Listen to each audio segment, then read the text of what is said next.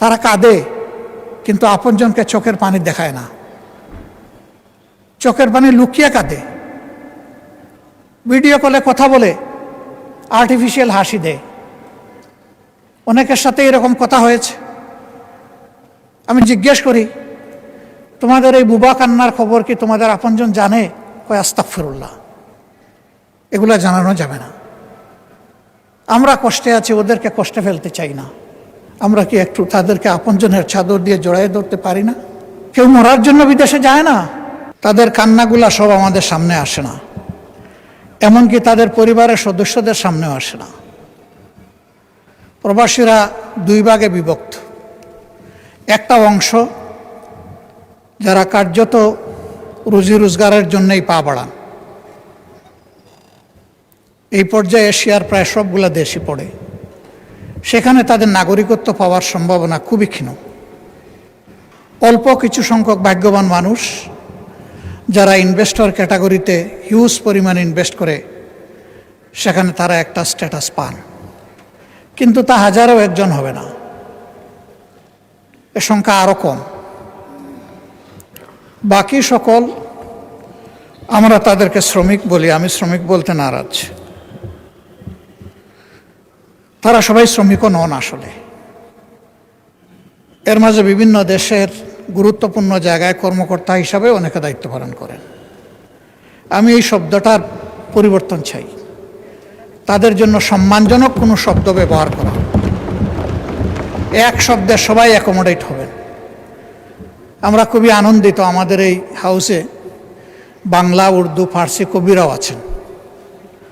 তারা যদি এরকম কোনো ভালো শব্দ নিয়ে আসেন, যেটা অন্তত তাদেরকে মানসিকভাবে কিছু সান্ত্বনা দেবে, যে দেশ তাদেরকে ভালোবাসা এবং শ্রদ্ধার জায়গা থেকে দেখে।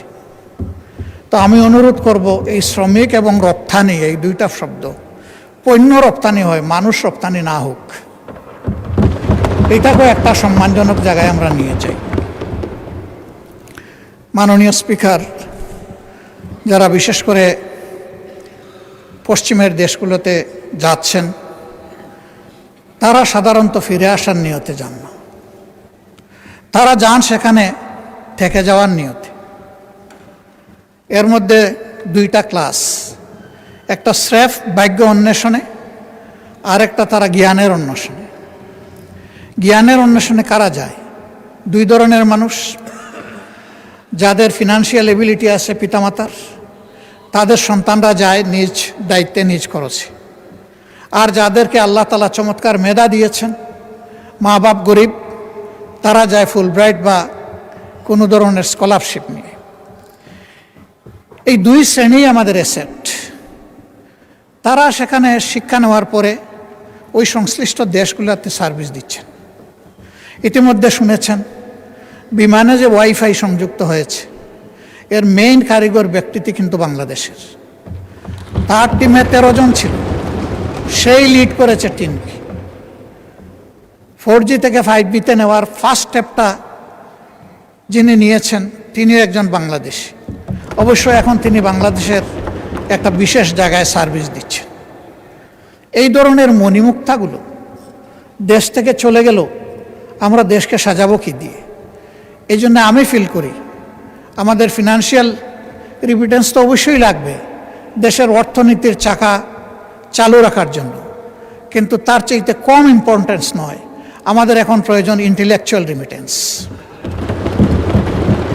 দুনিয়ার বিভিন্ন উদীয়মান শক্তি এবং দেশ তাদের তরুণ যুবক যুবতীদেরকে ইনসেন্টিভাইজ করেছে, তাদেরকে মূল্যায়ন করেছে, সসম্মানে তাদেরকে দেশে ফিরিয়ে এনেছে। উদাহরণস্বরূপ বলতে পারি পাশের দেশ ভারত।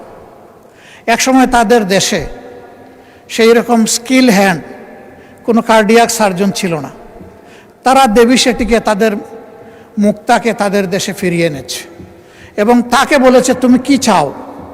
সে বলেছে আমি টাকা পয়সা চাই না, আমি একটু সম্মান চাই, আর আমার কাজের জন্য আমি একটা কমফোর্ট জোন চাই। বিদেশে যাদের সাথে কথা হয়েছে, আমাদের সেই মণিমুক্তাগুলো একই কথা বলে যে আমরা একটু সম্মান চাই এবং একটা কমফোর্ট জোন চাই, যাতে কোনো ধরনের অযাচিত হস্তক্ষেপ ছাড়া আমি আমার মেধার স্ফুরণ এবং বিকাশ ঘটাতে পারি। আমি মাননীয় প্রধানমন্ত্রী থাকলে খুবই প্রীত হতাম, ভালো লাগতো, কথাগুলো সরাসরি তিনি শুনতেন। নিশ্চয়ই কেউ না কেউ তাকে এগুলা কনভে করবেন বলে আমি আশা করি। আমি অনুরোধ করব যে তিনি এই বিষয়টার প্রতি অবশ্যই গুরুত্ব দেবেন। আমাদের ফিনান্সিয়াল রিমিটেন্সের পাশাপাশি তিনি যেন ইন্টেলেকচুয়াল রিমিটেন্সটাকে গুরুত্ব দেন। তাহলে সমাজের বহু জায়গায় আমরা নূতনত্ব খুঁজে পাব এবং তাদের মেধা এই জাতিকে সকলের সাথে একত্রিত হয়ে সামনে এগিয়ে নেবে। আমি এটা বলছি না যে তারা না হলে আমাদের দেশ চলবে না, তবে আমি এটা জোর দিয়েই বলছি তারা হলে এই দেশটা আরও ভালো চলবে। তো আরও যেখানে ভালো চলবে সেখানে আমরা কেন তাদেরকে উপেক্ষা করব? এই লোকদের আরও কিছু বঞ্চনা আছে। তারা সাধারণত মারা গেলে এদেশে এখন আর ফিরে আসে না। এক সময় 2 দিন, 5 দিন, 7 দিন, 13 দিন, 15 দিন পরে তাদের লাশ ফেরত আসত। এখন সবাই বুঝেছে যে এই কাজটা সঠিক নয়, বরঞ্চ তাদের ফ্যামিলি নিয়ে যে দেশে তারা থাকেন এখন তারা চেষ্টা করেন লাশটা যেন ওখানেই দাফন হয়েছে। তাদের এখানে আমাদের কাছে এইরকম কোনো চাহিদা নেই যে আমাদের লাশটা বিদেশে নিয়ে যান। কিন্তু তারা জীবন্ত যখন আসেন তখন লাশের চাইতে খারাপ পরিণতি কোনো কোনো ক্ষেত্রে তাদেরকে ভোগ করতে হয়। আমরা তাদের প্রতি কৃতজ্ঞতা দেখাতে পারি না। এমনকি কারো কারো আপনজন, আপন ভাই তাকে তার প্রপার্টি থেকে ডিপ্রাইভ করে, বিভিন্ন ধরনের আইনের জটিলতায় ফেলে দেয়, মিথ্যা মামলা দিয়ে হয়রানি করে। আর পাশের বাড়ির লোকেরা তো আছে, সেখানে যদি পরিচিত আগে থেকেই বিরাজমান কোনো শত্রুতা থাকে সেটা আবার আগুনের মধ্যে ঘিল ঢেলে দেয়। এই সমস্ত জটিলতায় তারা যখন পড়ে আইনের আশ্রয় নেন, তখন যেখানে গিয়ে তারা সাশ্রয়টা চান, শান্তিটা খুঁজে পেতে চান, ওখানে গিয়ে আরেক দফা তারা হয়রানির মুখোমুখি হন। ওখানে যাওয়া মাত্রই তাদের কাছে বিরাট অঙ্কের একটা কিছু চেয়ে বসা হয়, কারণ মনে করে এই লোকগুলা টাকার মেশিন, চাইলেই পাওয়া যাবে। আমি চাইব না কেন? যদি কেউ টাকা দিতে পারলো তো হয়তো তার কিছু কাজ হলো, যদি দিতে পারলো না তাহলে চোখের পানি মুছে মুছে আবার দেশ থেকে তাকে বিদায় নিতে হলো। তাদের এই কান্নাগুলো আছে। জমি ট্রান্সফারের ব্যাপারে কিছু জটিলতা নতুন করে তৈরি করে গেছে প্রিভিয়াস ফ্যাসিবাদী সরকার। আমি বর্তমান সরকারকে বিনয়ের সাথে অনুরোধ করব, সেই বিষয়গুলো দেখা দরকার, কগনিজেন্সে নেওয়া দরকার। মাননীয় আইনমন্ত্রী আছেন, যেখানে যেটুকু এটাকে ডিফিউজ করা যায়, ইজি করা যায়, রিলিজ করা যায়, সেটা অবশ্যই করা উচিত। কারণ আমরা তাদেরকে বাদ দিয়ে আমরা নই, তাদের সহই তো আমরা। আর এশিয়াতে যারা আছেন তাদের কান্নাটা অন্যরকম।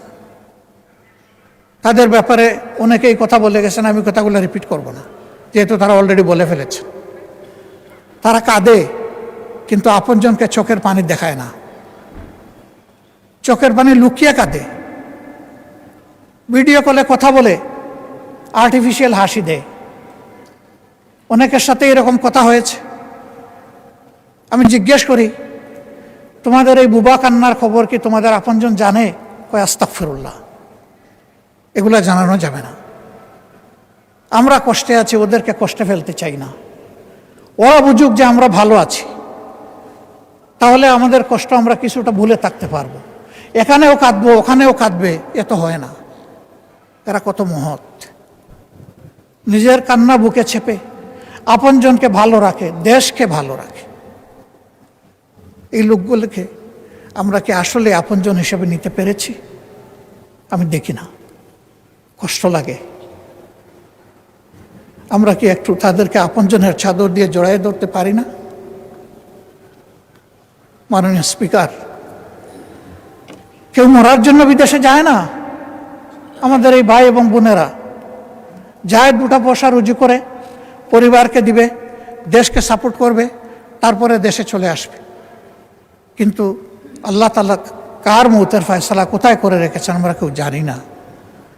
তারা যখন কেউ মারা যায় তখন তাদের লাশটা নিয়ে টানাটানি হয়। আপনজনরা চায় শেষবারের মতো অন্তত মুখটা দেখি। এ লাশ আসবে কিভাবে? সে তো রক্ত পানি করা, ঘাম জড়ানো, যা রুজি করেছিল সবটাই পাঠিয়ে দিয়েছে।